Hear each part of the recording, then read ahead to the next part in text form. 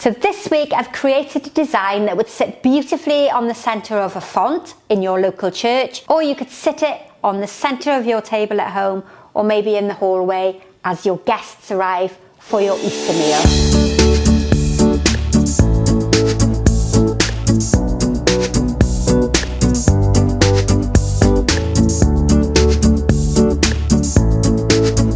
So welcome back once again, and many thanks for returning to see another tutorial. Now I'm still on the Easter springtime floral designs, and this time I'm using an all-round container. If you haven't seen one of these before, if you haven't seen a base like this before, this is a floral foam ring, and we often use them to create wreaths for funerals. This is a 12-inch size. They come smaller and they are in larger sizes as well. So if you want to create a more impressive design, then you can go for a larger shape than this.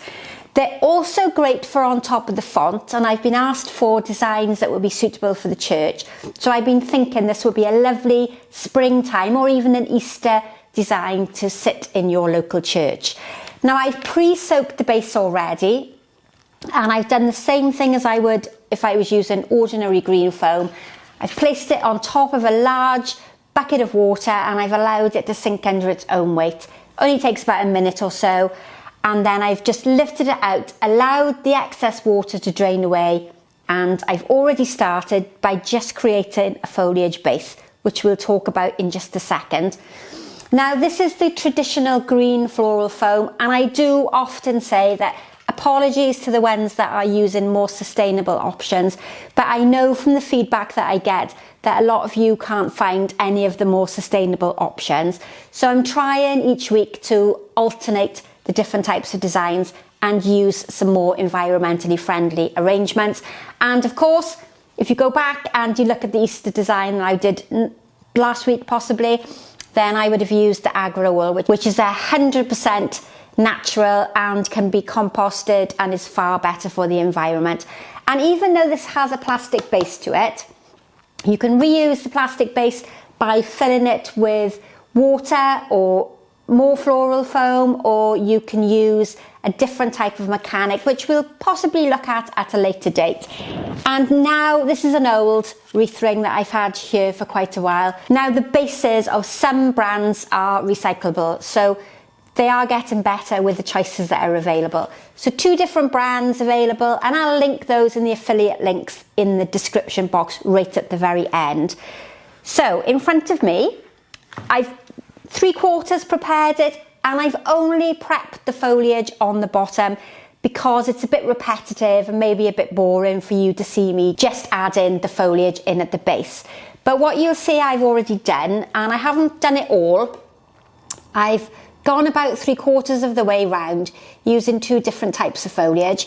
I've got an ordinary conifer that you will be able to find, and then this one is pistache, which you'll see me use quite a lot, because as a commercial florist, it's something that we use a lot of in wedding designs when we need to cover large areas very quickly. So if we're doing large arches, and we've been doing lots of wedding work this weekend, the pistache foliage is brilliant because it's dense and full, and it covers an area really quickly, which is important to us as commercial florists. So what I've got is, this is the pistache foliage.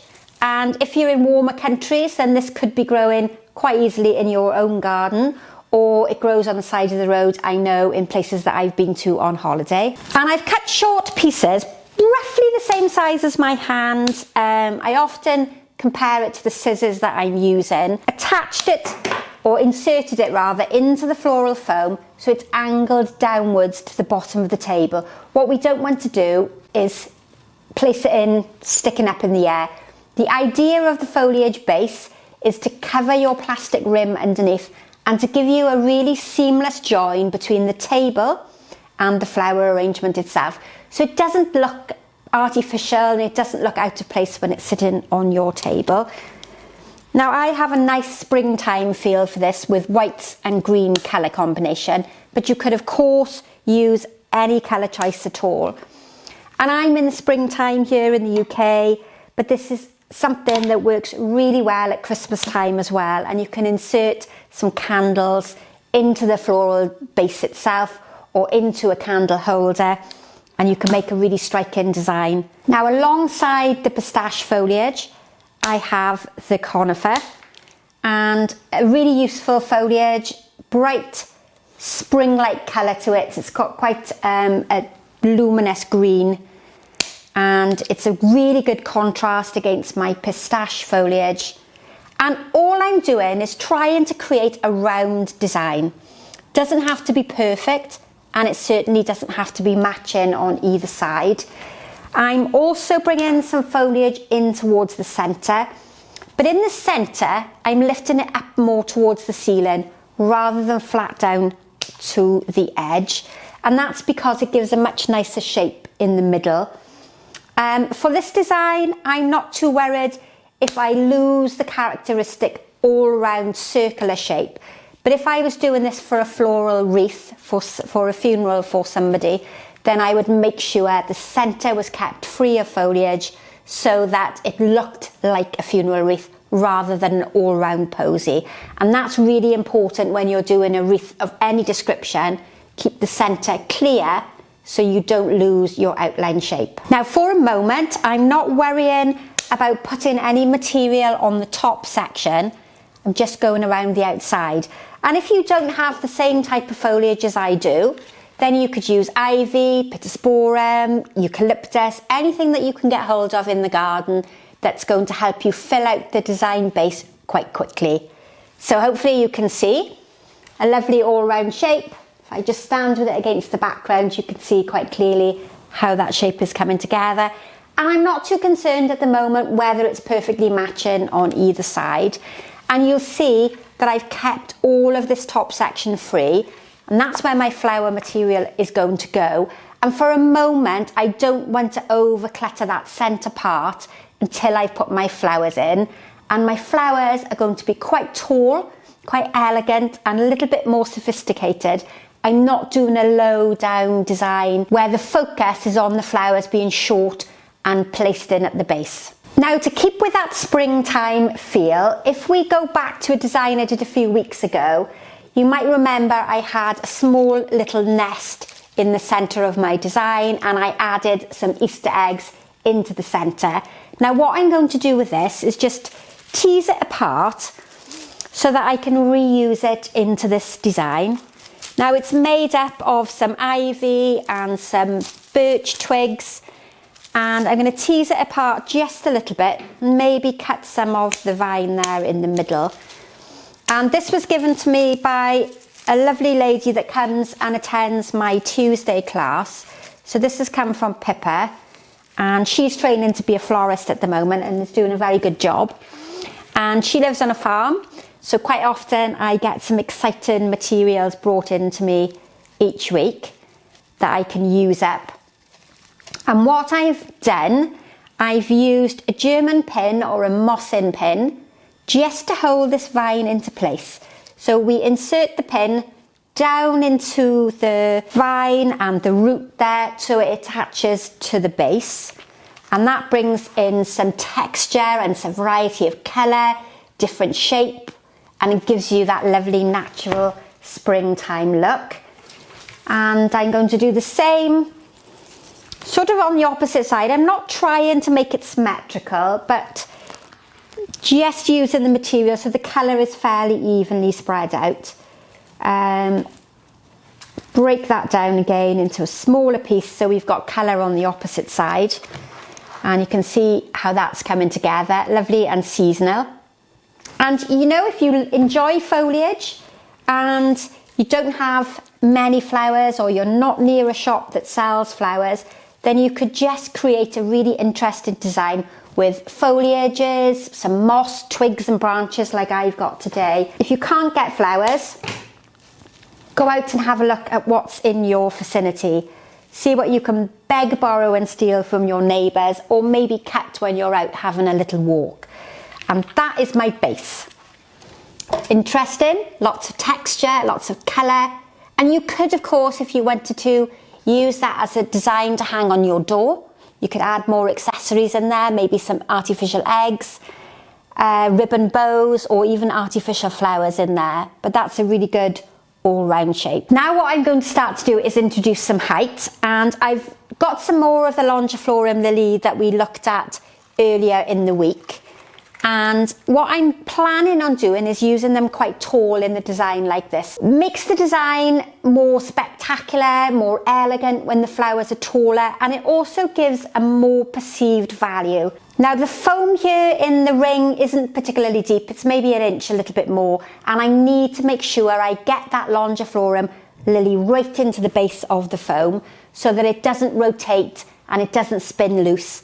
Now if you're making this at home, it doesn't matter too much if your foam isn't too deep, but if I was transporting this maybe to a venue or to a birthday party, I would possibly add some height to the base of the foam. I would add in some extra pieces so that I had, so far we've got 2 pieces into the design, and it's a round shape, so avoid using quantities of 4 because that will make the design almost squared off.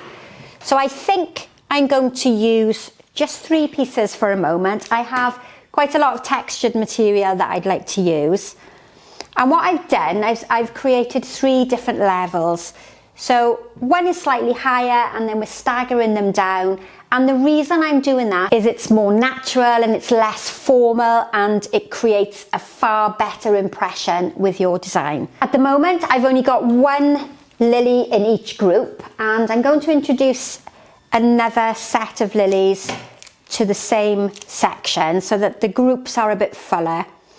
And in floristry, if you're learning about floral design as commercial florists, this is very similar to what we call vegetative. So this would be a vegetative parallel, not perfect example of one, but it's when flowers are used in their natural style and their natural shape. So this is how a lily would grow in the garden. It would grow up from foliage at the base, and that's a very rough example of a vegetative parallel. Straight away we've got a gorgeous design there taking place with emphasis on the fabulous shape of the Longiflorum lily. And most of what I've got in today's arrangement is from the supermarket. There's a couple of odd florist material in here as well, but the Longiflorum lilies have been bought in the supermarket. So if you're here in the UK, then you'll be able to go out and buy them from one of the local shops. Now I'm going to introduce a contrasting colour, and I have these wonderful yellow pussy willow. Now these have been dyed. Unfortunately, they don't grow like this. And even though I've bought these in commercially as a florist, and we used these yesterday in a workshop here in the studio, they are currently available in the UK in the supermarkets. I've seen them in Aldi. They're quite often in Tesco. So if you're in the UK, you will be able to get them. If not, order them through your florist shop. And they've been dyed using coloured water. So you could experiment at home and cut the bottoms, put them in some food colouring, and see if you get some interesting colour coming up through the stems. And again, I'm still arranging in that parallel style. So my stems are straight up and they're grouped together for emphasis. I'm not too concerned if they're not perfectly straight. We've got lots of interest and movement in there, but I'm going to work my way round so that the colour is evenly balanced in my design. I'm aiming to have the heads of the flowers and the pussy willow at various heights so that we have an interesting piece of movement. We don't want to finish it off really severely at the top, so we have that quite artificial finish to the design. Okay, I've just removed my glasses because they're slipping down and getting in my eyes. So what we'll do is continue with the colour, and I'm spacing them out so there's space in between each flower type. I'm not putting them too close together. I'm giving them space to breathe, and straight away we have that really interesting up and downward movement created by what we would refer to as line material. So up and down, gorgeous colourings, and a really, really pleasant design. One of my favourite Narcissi at the moment is Bridal Crown, and if only we could have smelly vision. This has an amazing perfume on it. This is called Narcissus Bridal Crown. It's one that you can grow from a bulb, and I've had this in commercially, so again we used this in yesterday's workshop, but they are available from the supermarkets. You could also get them to grow in the garden and enjoy them year after year. And I'm going to do the same sort of method. Cut the base off the stem there and insert them into the design in clusters. So it's very much like they would grow in the garden. They would come up, they would spring up from the same area, and I'm not too concerned again whether they're perfectly straight, because if we think about garden flowers, they angle slightly to different sides. The wind might have blown them around. So we've got that lovely, interesting grouped material there. And what I'm not doing is placing them perfectly in the middle of my first placement of flowers. Again, I'm trying to make it quite natural, very organic, loose. We've got a lovely section there. So now I'm going to use a couple down lower, as if they're just emerging from the ground. We know when spring is here because of course the daffodils are popping their little heads above the soil. Another little cluster. Then I've got this larger section here which I can use my final 3. Not finish them at the same heights there as my lilies, so that we get that natural flow on the top, that rhythm and repetition that I talk about often in floral designs. And one final one, and that's all of the narcissi in the arrangement. Isn't that lovely? It's one of my favourite styles of arranging. And if I just keep moving that around, you can see how all the colours and the shades work really well together. Very elegant and quite simple. Now just where I'm working, just across the road from where I work, is a gorgeous blossom tree. So I stopped on my way in yesterday morning and I picked some blossom, and it's in wasteland, so I haven't stolen it from anybody's property, and we've conditioned it overnight, so it's been sitting in water so that it rejuvenates and gets a really good drink. And I'm going to place these in following those parallel lines and introducing another soft texture, beautiful colour into the arrangement. Now, one thing about the blossom, the very woody stemmed blossom, is that it really needs to sit in water for a good 24 hours before you use it. So if you do have blossom in your garden, don't rush out now because you've seen me making this design and you're thinking of using it this afternoon. You need to pick it in the evening when the weather has cooled down a little bit, or first thing in the morning before the sun comes out.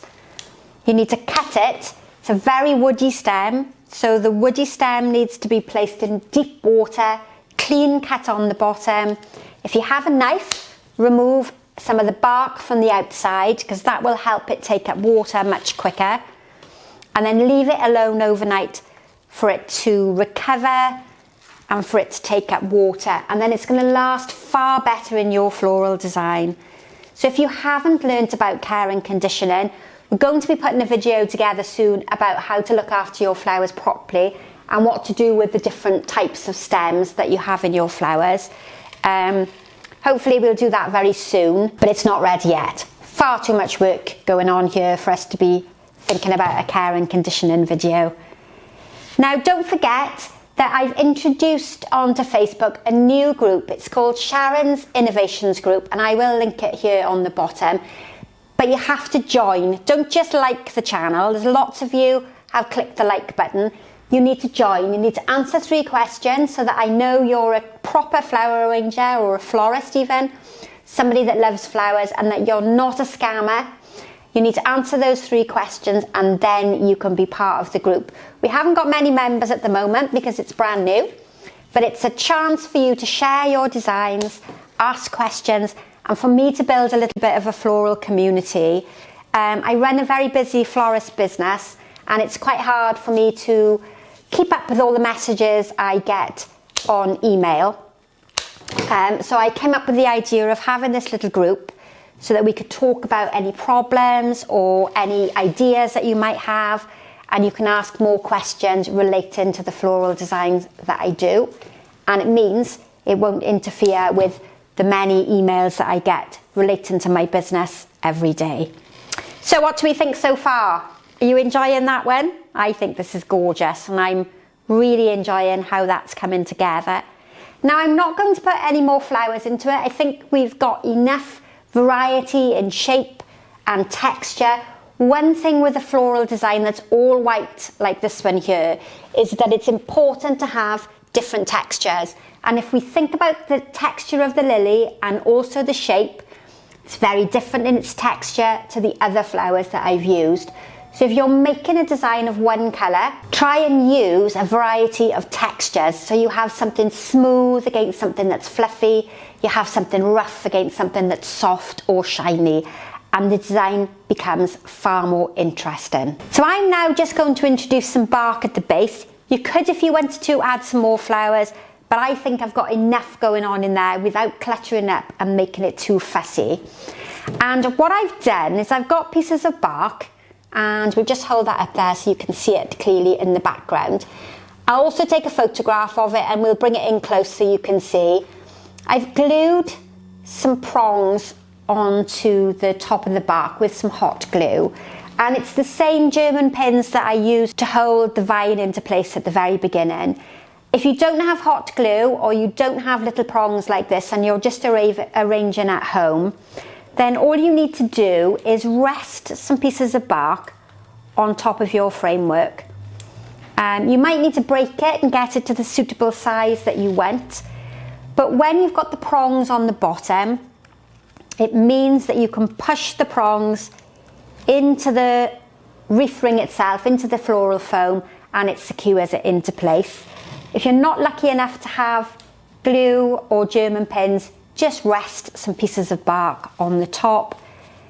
It's bark that I've collected when I've been out for a walk. So again, something that you can get when you're just foraging. And it's something that you can keep in a box somewhere and use time and time again.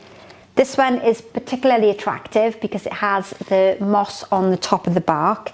So again, gorgeous texture, lots of different colour. And I'm almost just sitting it on top, so we get several different layers of the material. I've also got just some small pieces of moss, and this time of the year you might be clearing up the garden, you might be sweeping down the path or scarifying the grass. So if you're pulling up moss off the grass or you have some growing on the wall, just peel it off and use it in your floral design. I have another little area here that could do with some texture, so we'll place a piece of bark in there, and I think I'm finished. What do we think? Is that something that you could maybe have a go at home? So be selective with your flower choice. Pick flowers that are tall, thin, replicate that line shape that I talk about quite often to you. Don't over clutter the base section because then your design becomes base heavy. Have a go. Don't forget to share it with me on the private Facebook group. Don't forget to subscribe to the channel. Hit that bell if you want to be notified every time I upload a new tutorial. And as always, thanks for watching. I look forward to seeing you all again very soon, and bye for now.